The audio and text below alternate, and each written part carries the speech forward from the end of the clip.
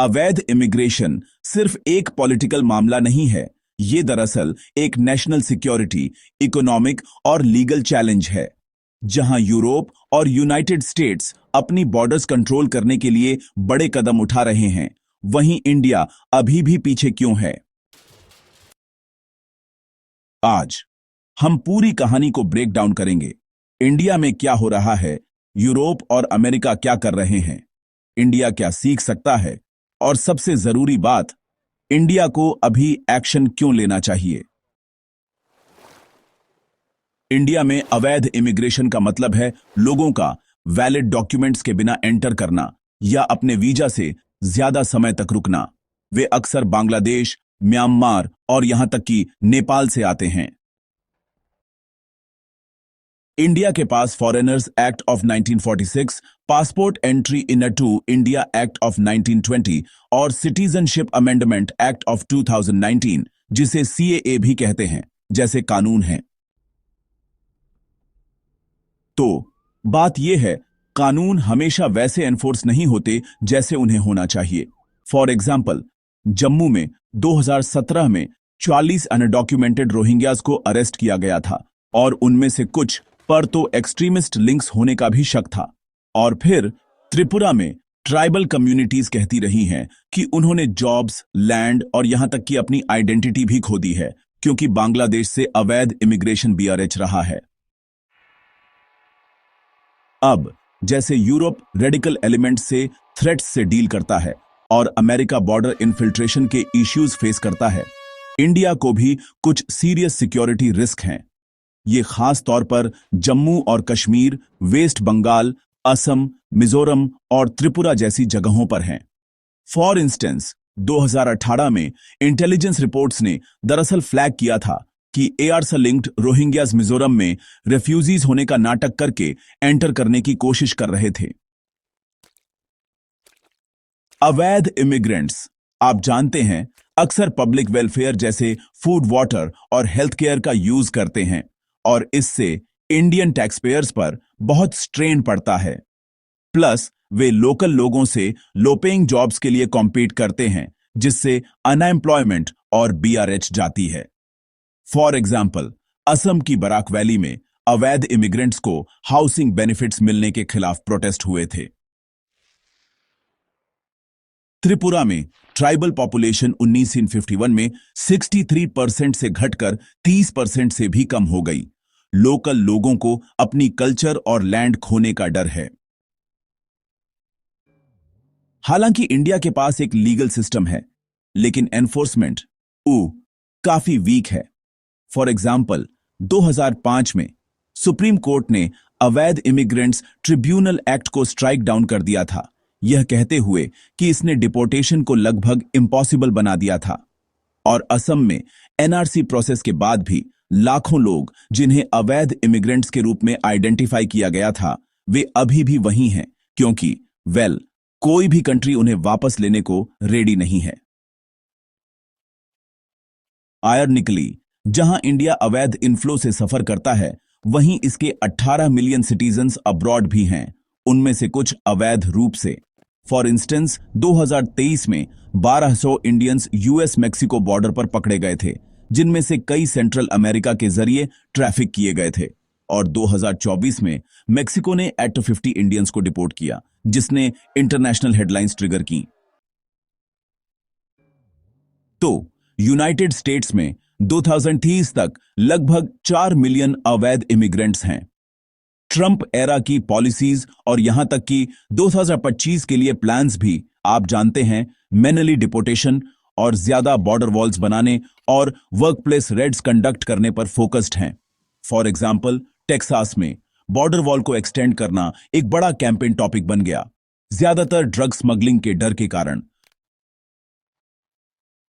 Europe में वे Frontex का use करते हैं, जो दरअसल एक सेंट्रलाइज्ड बॉर्डर सिक्योरिटी एजेंसी है।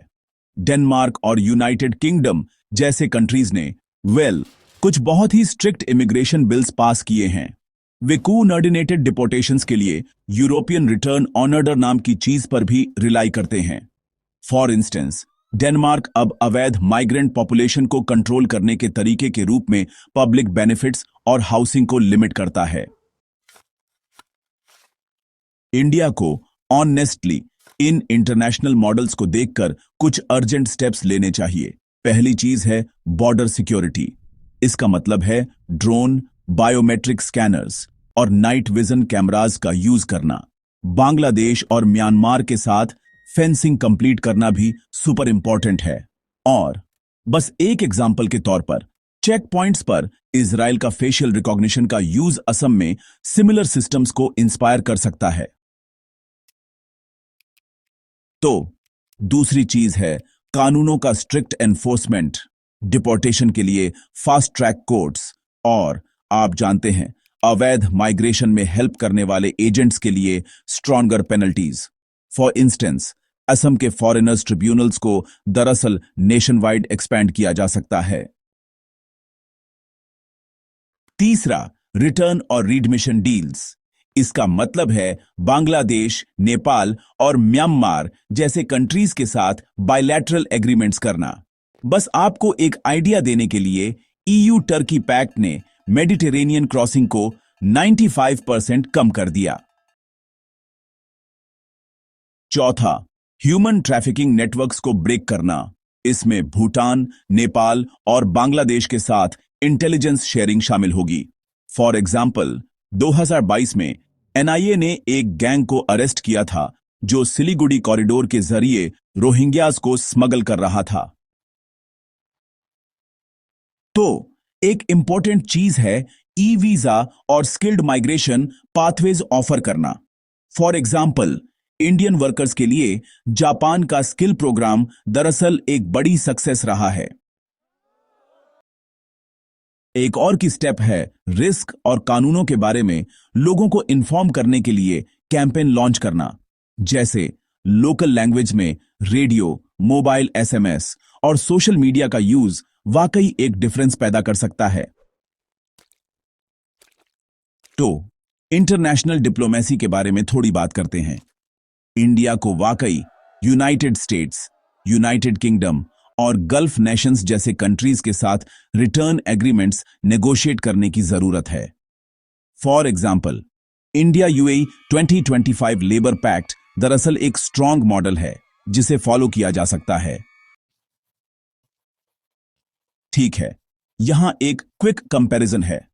जब अवैध पॉपुलेशन की बात आती है तो इंडिया मेनली बांग्लादेश और म्यांमार से लोगों से डील करता है, जबकि यूरोप, अफ्रीका और मिडिल ईस्ट से माइग्रेशन फेस करता है और यूनाइटेड स्टेट्स इसे ज्यादातर लैटिन अमेरिका से देखता है।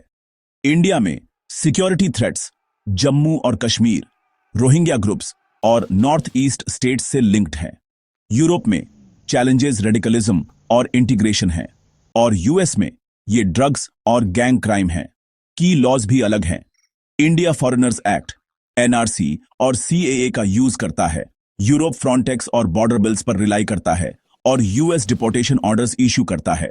पब्लिक इंपैक्ट, इंडिया में ये जॉब लॉस और लैंड कॉन्फ्लिक्ट है। यूरोप में वेलफेयर स्ट्रेस और यूएस में ये हेल्थ केयर और जॉब स्ट्रेस है। फाइनली रिटर्न पॉलिसीज इंडिया की वीक है और इसे डेवलपमेंट की जरूरत है। यूरोप ईयू के जरिए कोऑर्डिनेट करता है और यूएस बायलैटरल एग्रीमेंट्स का यूज करता है। इंडिया अब और इंतजार नहीं कर सकता। जैसे यूरोप और यूनाइटेड स्टेट्स अपनी बॉर्डर्स को स्ट्रेंथन कर रहे हैं, इंडिया को भी वाकई ऐसा करना चाहिए। अवैध इमिग्रेशन सिर्फ एक बॉर्डर इश्यू नहीं है, ये नेशनल सिक्योरिटी, जॉब्स और इकोनॉमी, कल्चरल और ट्राइबल आइडेंटिटी और यहां तक कि लीगल जस्टिस सिस्टम को भी अफेक्ट करता है। स्मार्ट लॉज, फर्म डिप्लोमेसी और स्ट्रॉन्ग एनफोर्समेंट के साथ इंडिया वाकई अपने फ्यूचर को प्रोटेक्ट करने के लिए अभी एक्शन ले सकता है। इस वीडियो में दी गई इंफॉर्मेशन कई सोर्सेज से आती है, जिसमें इंडिया में अवैध इमिग्रेशन पर विकिपीडिया इमिग्रेशन को एड्रेस करने पर द हिंदू की coverage the migration policy institute Frontex और बॉर्डर रिटर्न पॉलिसी पर European commission Statista, Pew research center, India today real institute Elcano India के मिनिस्ट्री ऑफ होम अफेयर्स की रिपोर्ट्स और यूनाइटेड स्टेट्स से द व्हाइट हाउस आर्काइव्स शामिल हैं।